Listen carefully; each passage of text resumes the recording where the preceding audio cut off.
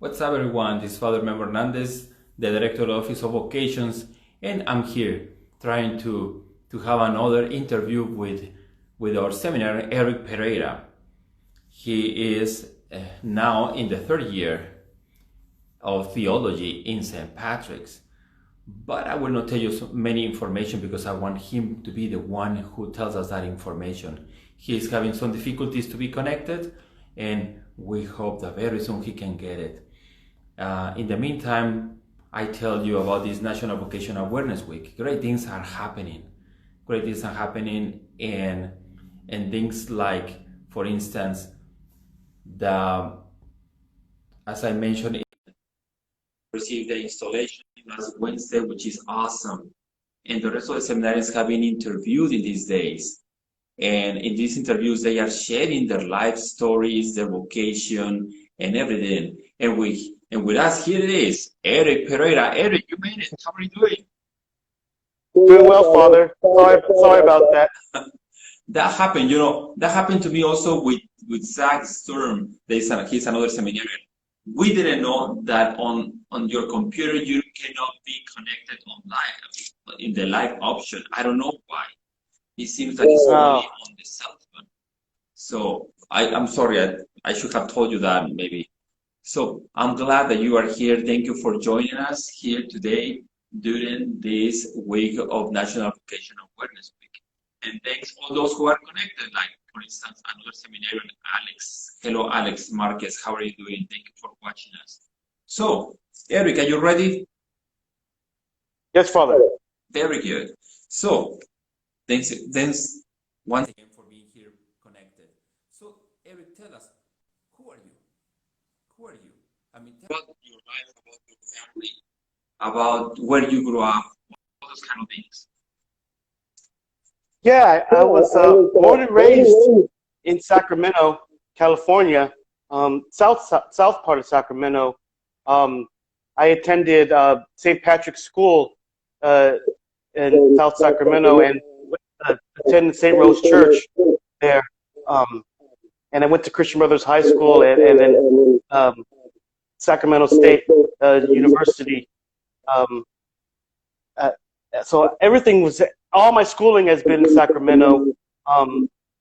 And I grew up, I have three sisters, two older sisters and one younger sister. And yeah, I mean, I pretty much grew up in the church. My whole life was Catholic school for 13 years. And after college, I continued to do that. I actually started teaching Catholic school. For 10 years, I was a teacher at St. Charles Borromeo's parish school in South Sacramento also. So all the way up till seminary, I've been basically in the church, and my life has been about Catholic education. So I really love church Sacramento. Around Catholic education, you're right. Before continuing, we have here some people who are joining us. Thank you very much for the team. Donovan, great to see you here. And Theo also, they are greeting you, Erik. So thank you, all those who are joining us in this live with Erik Pereira, our seminarian at St. Patrick's. And well, tell us, Erik, so you grew up here in Sacramento, South Sacramento, close to St. Rose. You went to St. Patrick school, and now you are at St. Patrick's Seminary. St. Patrick really is behind you, and he needed that in you, and that's why he sent St. Patrick to tell you about that for sure. So tell us, what did you do before being in the seminary? You kind of mentioned that, but tell us more about this. Yeah, I was very, very involved in the church. Like I said, my parish is St. Rose Parish, and I was always part of the youth group. Our youth group there. We have a retreat group called Recollections of Christianity, and that was really where I built my leadership skills, my love for the faith, the love for music. So before I entered seminary, that was kind of my Catholic schooling and my church groups, like the Recollections of Christianity, really grounded me in the faith and really gave me that love for God. And like I said earlier, I I was teaching for 10 years and taught music and religion at St. Charles Borromeo School. Music, religion, fine arts, PE, whatever they needed me to teach, computers. But it was a blessing because it was something that I grew in, and this love for, again, like I say, for the people of God. And it's this just being around serving the church was, I love doing it. And there's something that I still can't escape because I want to give more and more. So yeah, before entering seminary was youth. I was in charge of the youth group at St. Rose, with some of the parents of the students there, and also some of the Recollection of Christianity leaders. We were helping out with the youth group at St. Rose, and then eventually at St. Charles when I started working there. So it was again, leadership skills and being part of the church. That was what I was doing until about 6 years ago, or 7 years ago, when I really felt the call to give more. And that's when I met with the vocation department and applied for to be a seminarian to discern really what's next in life. Very good, very interesting. Your journey, your trajectory, always in focus on service.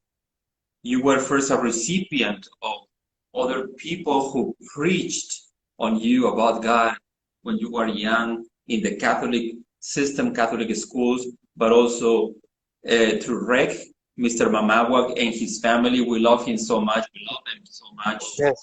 All of them have been very important, crucial for the formation of many young people in the south area of Sacramento. And your experience of teaching to others, that's amazing. Thank you very much for sharing that to us. And now, you are at a seminary. You were last year having the pastoral year, and now you are back once again to the seminary. So you are in third year of seminary. So tell us what is this all about? What is to be at the seminary? What is the best part of it? First of all, tell us, what is to be in the seminary? What is the seminary all about? Yeah, the seminary is kind of like the boot camp. That's how I put it. It's the training ground of discerning your call to the priesthood.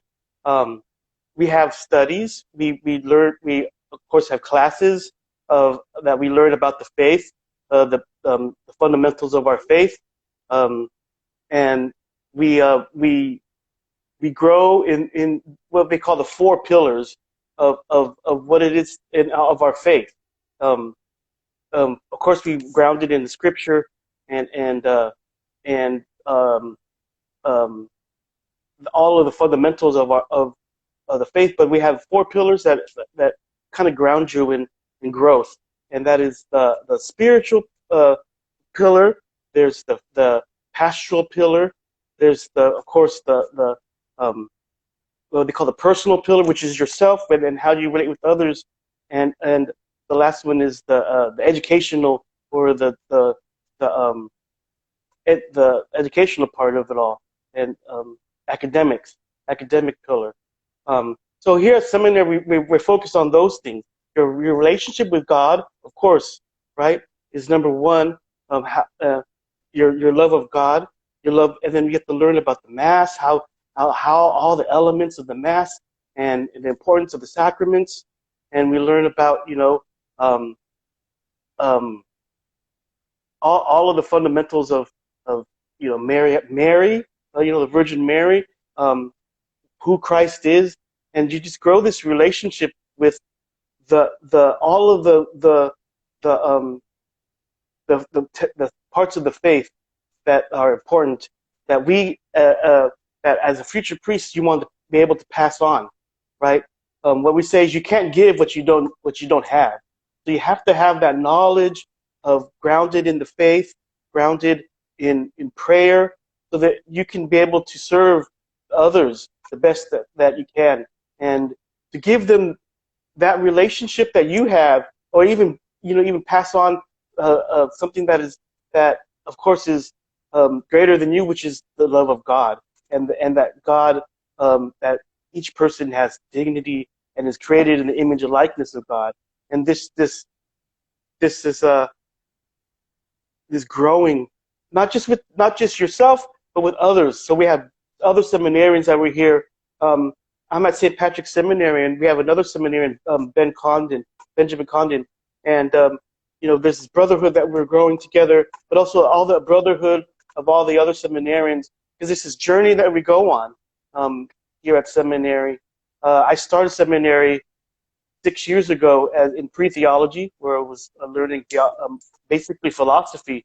But then after 2 years of that, it was theology. So now I'm on my third year of theology, and now it's really more grounded in not just philosophy, but more of I would say the meat and potatoes of the faith, which is these theology, what has been passed on as tradition, sacred scripture, and it's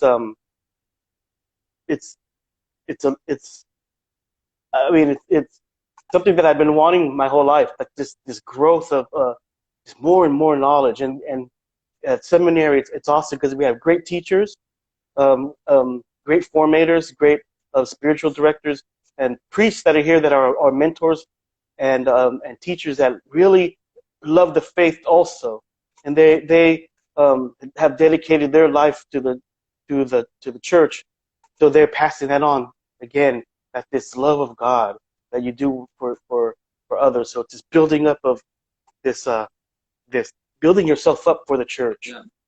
Great. Well, sounds very intense. So the formation to Yeah. be a priest is an intense formation, and you say as a boot camp, you call it boot camp, where you have to exercise all kind of muscles, the spiritual muscle, the mental muscle, the body, I mean, everything that has to do with your humanity, your sexuality, your relationship with other people, muscle, and the apostolic muscle, and you are there.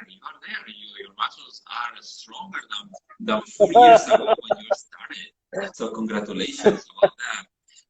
And tell us, what is the best part? Just tell to these young people who are watching us and who will watch us eventually once also we post this video on YouTube. What is the best part of being at the seminary right now for you?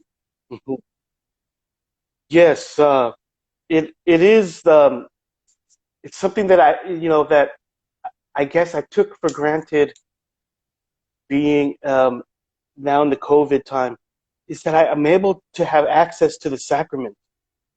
I have daily mass. I have the ability to be at daily mass every day, to be with the Lord in the Eucharist, and it's something that this summer I didn't have able to do because of COVID.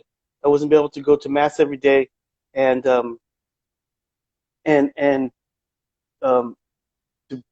to be with with God in the Eucharist. So having daily mass is something that I think is like I said, like we said earlier, that building of the muscle, but it's that relationship of God that I become really appreciative of, and I can't go. I love it. That's why I wake up in the morning and it's like that's what I want, is the Eucharist. And I also say the other thing I love is the brotherhood of all the seminarians. That it's this that the journey here is not alone. It's just we have others that are learning also in the faith, and learning to be servants of the Lord, and we're doing it together.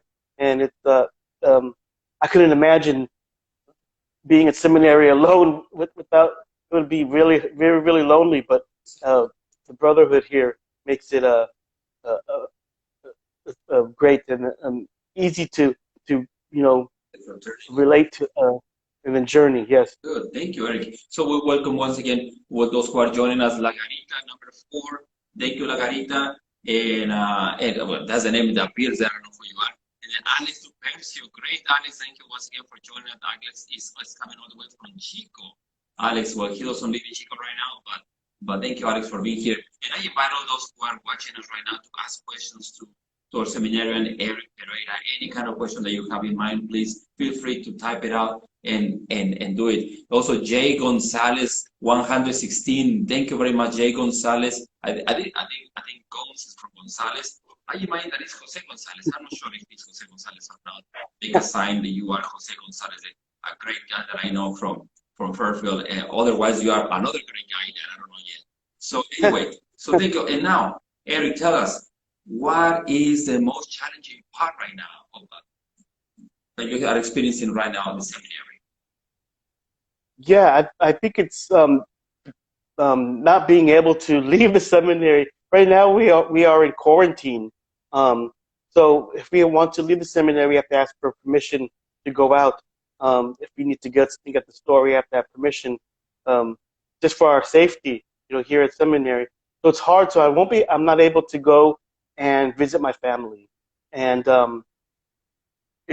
that's probably the hardest thing. This Thanksgiving, where we won't be able to go home for the first time here at seminary. So it's that's challenging, because we have Facebook, we have Instagram, we have virtual ways of talking to family, Zoom, but it's not the same as being face to face, and that is something that is hard for me. But again, we're still blessed here to be able to be here at seminary at all, because that it's open at all for us. Like other universities are closed, or they're on only on computers, but we are able to be here in person, so that's a blessing also. Yeah, and I know that this year the Lord is asking you to offer as a sacrifice, not to spend the Thanksgiving with your family, which is a sacrifice, but you will have the reward of being a priest with them. So that's part of the journey for all those who are watching us right now. It's part of the journey. The life of a priest and our family, it becomes the church. They are our family. They are our future wife, future spouse. So, in this moment of sacrifices that our seminarians are doing right now, leaving behind their families, and even spending holidays like the one coming up, which is Thanksgiving with them, is already a training to be with their future spouse, which is the Holy Catholic Church. And all of you are our children as well. Great, thank you very much, Erik, for this. So I invite once again those who are watching us to ask questions. Erik, anytime, just drop the question through a text, and Erik will be very happy to answer those questions, or questions to me as well.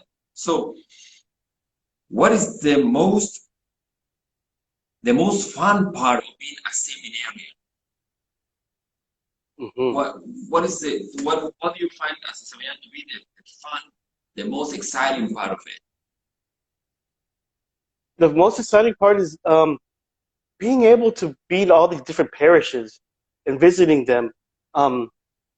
I've gone to places in the diocese that I never even know existed, and being able to visit people of other parishes way up north, all the way in Wairika or Alturas, and going all the way to Lake Tahoe and Vallejo, all the different corners of our diocese. Being able to meet different people, and traveling to them and being part of their parish for a short amount of time that we have, but seeing the universality of what really is the Catholic Church, the diversity of it, and being able to serve all the different people, and seeing that they have this thing, we have something that unifies us, which is Christ. And meeting people full of joy, and that's the thing that I always see at Catholic events, or going to people's parishes, is they have this joy of, and might not see that on TV, or in you go to like a secular event, maybe a sporting event, but maybe not like you go to the mall and the people are happy. but when you go to a church, you go to a prayer service, the people are happy, and that's what I love to see, is that people are full of joy of the Lord, and that's as a seminarian, I get the privilege of being able to travel and being able to meet other people that are full of joy. Amazing. Thank you for sharing that to us. Then I have another question for you. Is tell us, how's a normal day for you? What do you do in a normal day? Tell us what you do since you wake up until you go to sleep. Yeah, so in the morning we have morning prayer, which we do it as a community. All of us, the seminarians, the priests, some of even the faculty, they come at 7:30 in the morning. We have morning prayer together. And right after morning prayer, we have mass. We have the sacrament of the Eucharist together, and then we have breakfast, and then we have classes from 9:30 to 12. Then we have lunch, and then sometimes if you have other classes, you have classes after lunch. And then you get a little bit of break in between your classes after lunch. And then we have evening prayer, which is at 5 p.m. And then evening prayer, we have dinner, and then you are free until the next morning. So that's usually our 5 days a week. That's the schedule of. And then of course you pray your own prayers in between those, but that's what we do in the community. So there's times of prayer together and times of learning, but it's really a really good balance of both, and I don't think there's enough breaks that it's not it's not just praying all day and we're on our knees. It's not a monastery. It's different than a monastery, where it's because we have classes here, and it's like a university. If you ever go to a college, or even junior college, or even you have breaks, and just that we have prayer and mass in between classes, and I would say that would be the only difference. Yeah, great. And certainly mass for us, for you seminaries, and the prayer is part of your job. So you have your personal prayer, your personal encounter with Jesus, because he's the one who is calling you. He's the love of Christ. But praying or the liturgy of the hours and having mass is part of our job. We do that for the sake of the whole church. So good that you are doing that. And tell us, what is your hobby? When you decide to have fun, what is fun for you at the seminary? I love music, so there's days where I will go to a piano and play music, and that's my prayer. I just am able to relax. That's one thing I love to do. And there's times we have movie days here where we get to watch movies together. Now that we used to be able to leave and watch movies, but now we watch movies here on campus. And I'd say,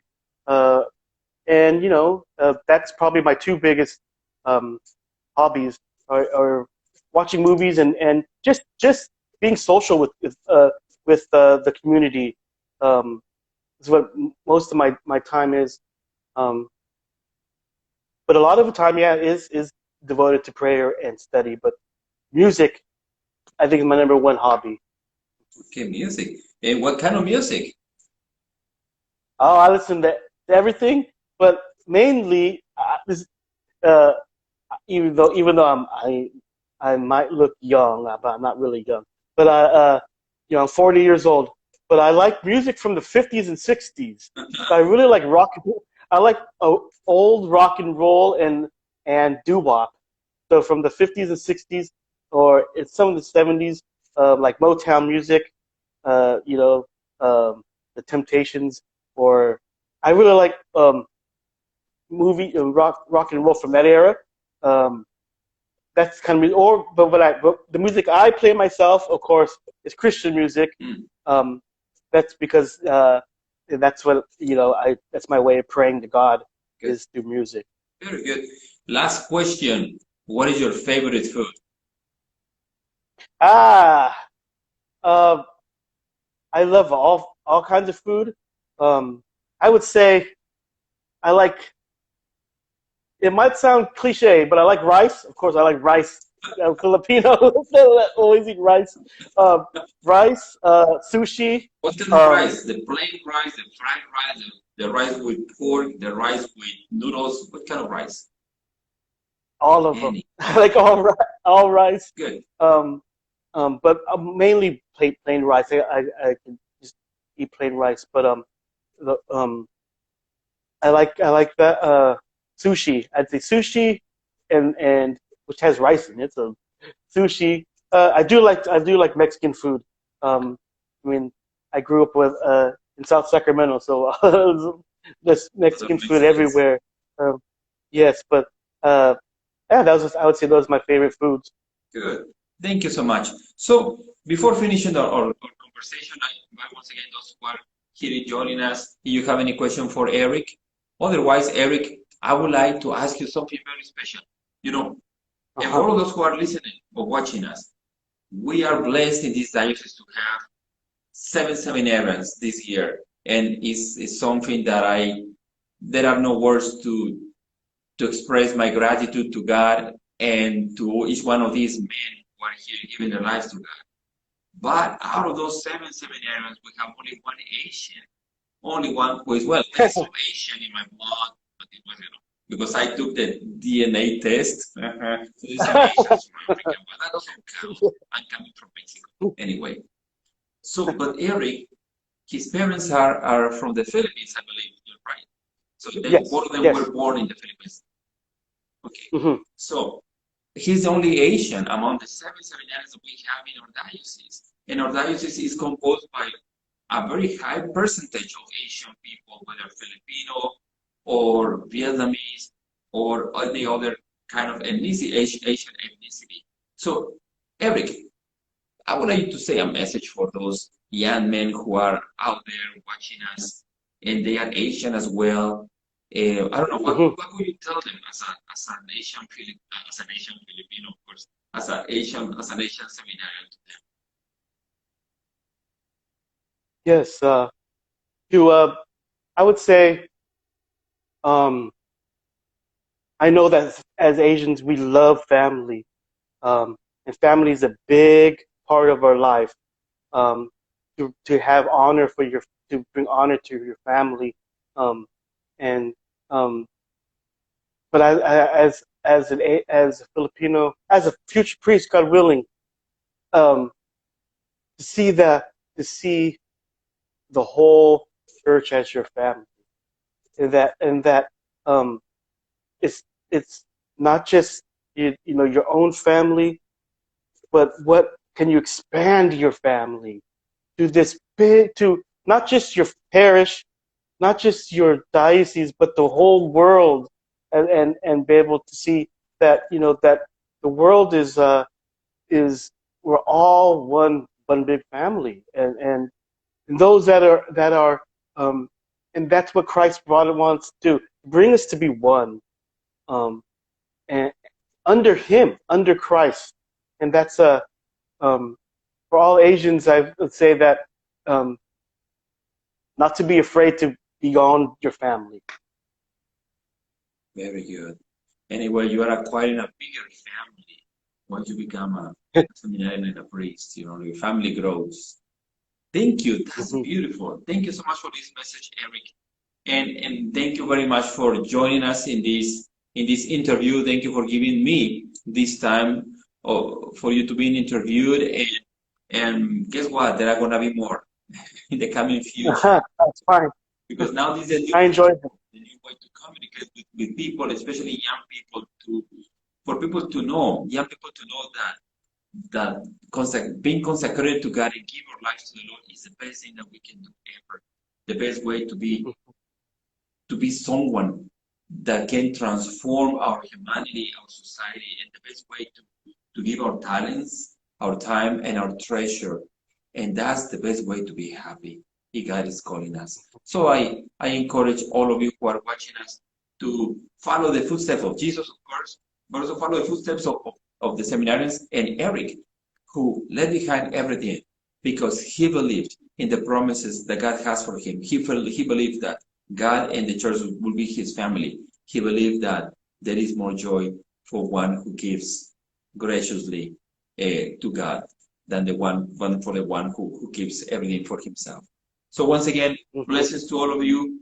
Blessings, Erik. Thank you for this interview, and see you in about an hour and a half for the Rosary for Vocations. Thank you so much, everyone. God bless you, everyone. Thank you, Erik. God bless you. Bye-bye.